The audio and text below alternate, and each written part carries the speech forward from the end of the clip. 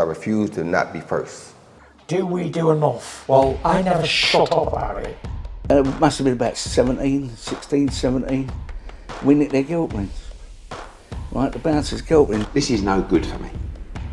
That's the reality. If you want the honest truth, and I see it every day. Andrew McCART, IFL TV, proudly sponsored by Everlast. I'm here with the big man himself, Caoimhin Agyarko, my big mate over in Belfast, man. Listen, Caoimhin, you told me a few weeks ago that you would not be on this card, May 20th, Katie Taylor's homecoming. Now, look on Instagram, there's a fight poster with you on it. What happened? I just like to keep this guessing. No, I'm only joking. Yeah, do you know what, Andy? I'd give up hope on being on the card because I was still in a obviously in a sprint, and I'd still had to go and see the hand specialist and stuff like that. And obviously, I hadn't punched with it, so literally when I had told you in Liverpool that I wouldn't be on the card, I'd give up hope. I told my manager to listen. We'll not try and push it, and we'll make sure my hands better and whatnot. And I went and seen the hand specialist as soon as I got back and had a Zoom call with the hand specialist in Manchester. He said that it was looking fine, it was looking good, and the movements was good as I could start punching lightly. I started punching lightly, and I stuck a video on Instagram of me punching, and Matchroom contacted Paul, my manager from STN, and asked me to be on the show if I was ready, and we took it into consideration. I said to them, give me a week of punching, let me see how it is. And me, Paul, and my coach Joe McNally jumped on a Zoom call, and yeah, we said that as long as it's no world beaters, no disrespect to Grant Dennis, that we'd definitely fight. Well, we'll touch about Grant Dennis and what you know about him, because he's got a winning record. He's from the UK, so he is a decent fighter for your sort of comeback fight after an injury like that. But the May 20th is still 6.5 weeks away.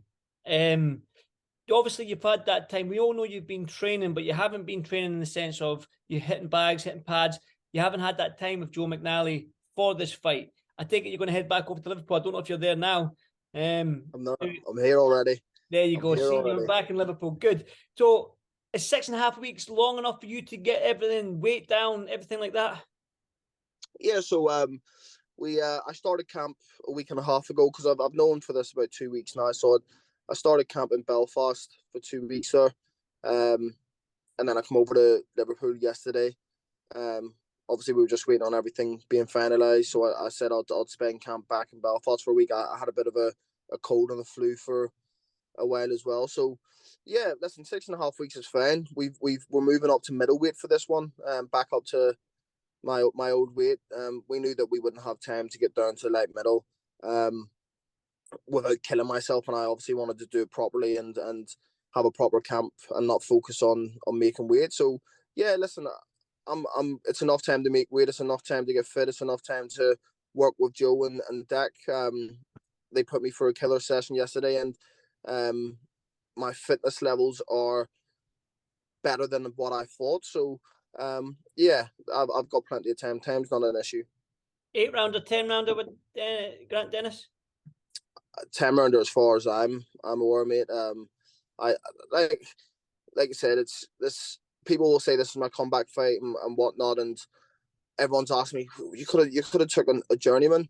I didn't want a journeyman for this fight. I didn't want someone with a losing record. I didn't want to push over. I did say no world beaters, but I certainly wasn't getting into a fight against somebody in a 6-rounder in a little warm-up fight. It does nothing for my career.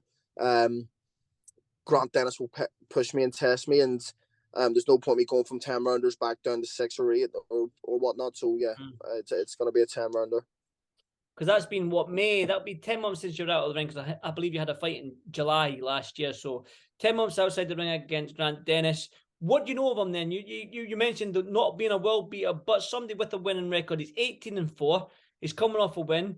He's fought the likes of guys like Danny Dignam up at middleweight. So the decent opponent, the right opponent for you this time as the injury heals and your sort of like comeback fight, so to speak, the right opponent?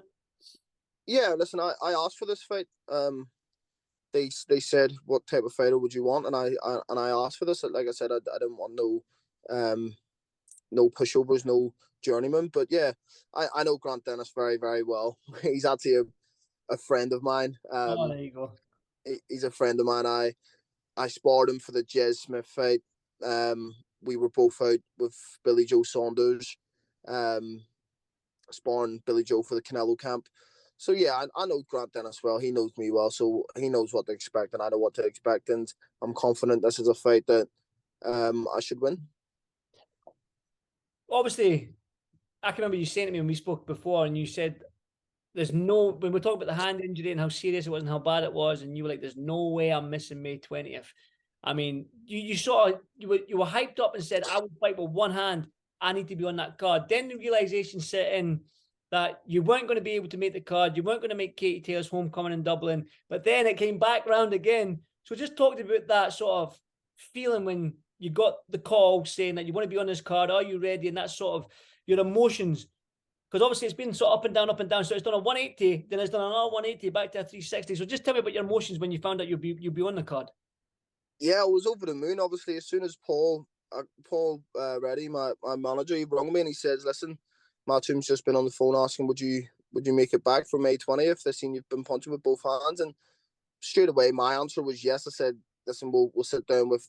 Listen, I've obviously got a team, so I said we'll sit down. We'll have a call with me, you, and Joe, and whatever you want me to do, I will do." But I was over the moon. I was excited. It's a night that I didn't want to miss. Like I said to you before, that I'll fight with no hands. I'll fight with one hand, whatever it may take, to get me on that show.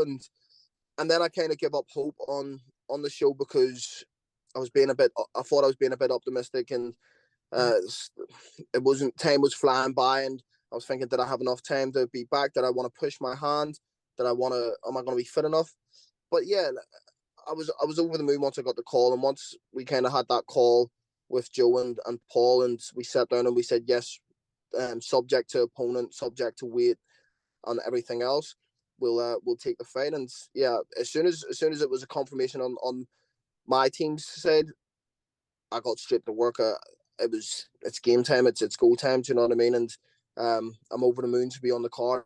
I got to share a card with Katie Taylor once again, my hero, my Irish hero, and it's an honour to be on the same card as her on a historic night in Belfast, or in Dublin, sorry. Well, not Belfast yet. Soon Not it be Belfast yet. I'm getting ahead of myself. Exactly. Should it be Belfast? You kind of almost said as well that you want to show Eddie the crowd that you can bring. So obviously you want to prove to Eddie that you can fill out the arena in Belfast and whatnot. So are you going to bring a big crowd down to Dublin May 20th? Unfortunately, I'm not going to bring the crowd that I wanted to bring because I've been given a limited amount of tickets, which went within 10 seconds. Literally have. I asked for a certain amount of tickets. I was told I couldn't get them, and I was told I could only have a certain amount.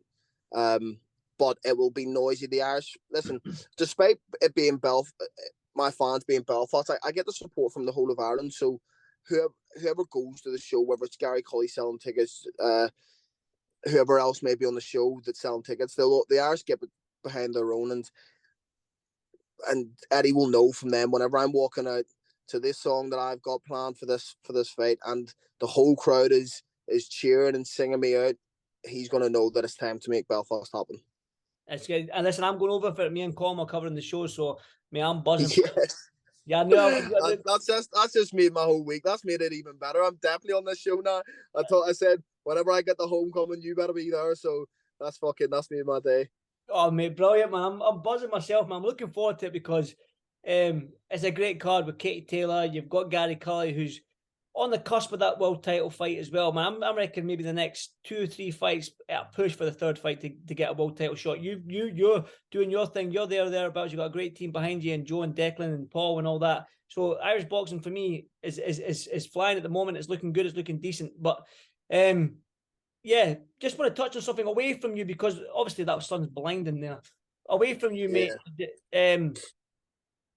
Obviously you've had the injury. And you've fought so hard, you've trained so hard with one hand to get to the position to get ready for this fight on May 20th. Now, I just want to touch on sort of like the news of Amir Khan failing a drugs test a year after his fight with Kell Brook, and how obviously your plight, your sort of struggle was hand injury after your last fight, the struggle of getting fit again, and getting everything ready and pushing for May 20th. So just talk to me about your feelings towards fighters that are, we've seen it with Conor Benn and now Amir Khan, that are getting caught with failed drugs tests. Just your initial thoughts on it all.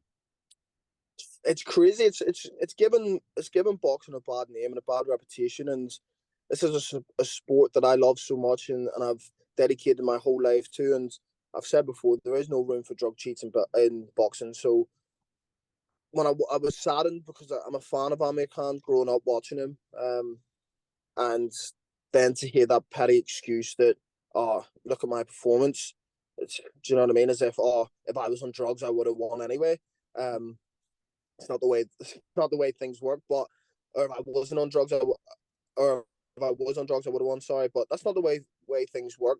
And I just hope I'm reading bits and pieces like Conor Benn got absolutely slated, and it's still going on, and it is what it is. Like, and just because Amir Khan has claimed to be retired and he's now got a 2-year ban, he still should face the consequences if he's failed a drug test. Do you know what I mean? And everyone else should be held accountable. I've seen Ben Shalom saying he only found out last night or this morning, whatever it was. And why was he informed? Like this fight happened a year ago.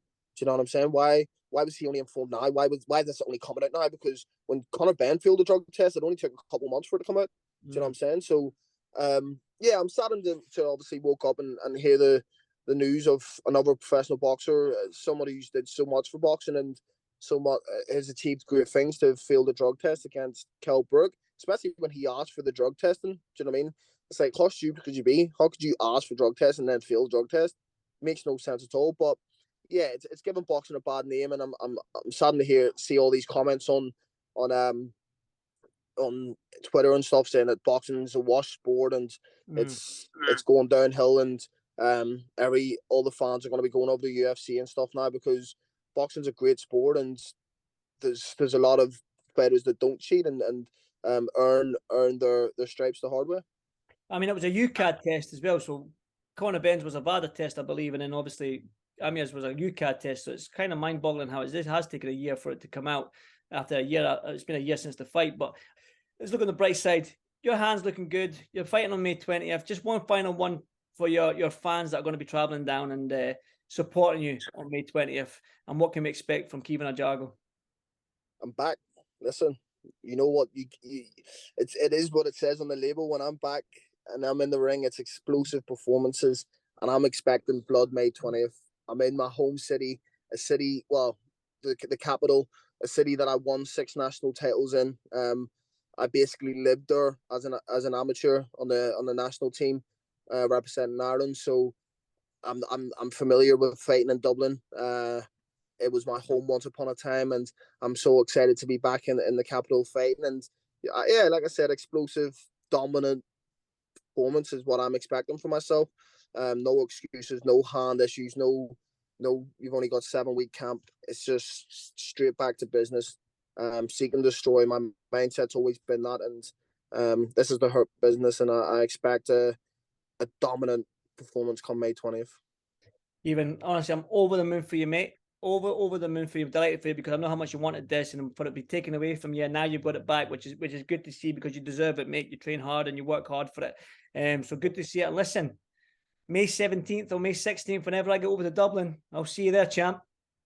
I'll see you there, and I'll be the first one to do an interview with you, of course, as always. That's what I like to hear, Caoimhin. Listen, brother, train hard, get fit, and I'll see you on May 20th, mate.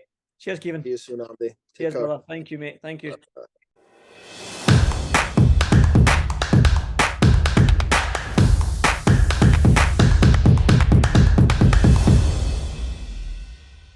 Refuse to not be first.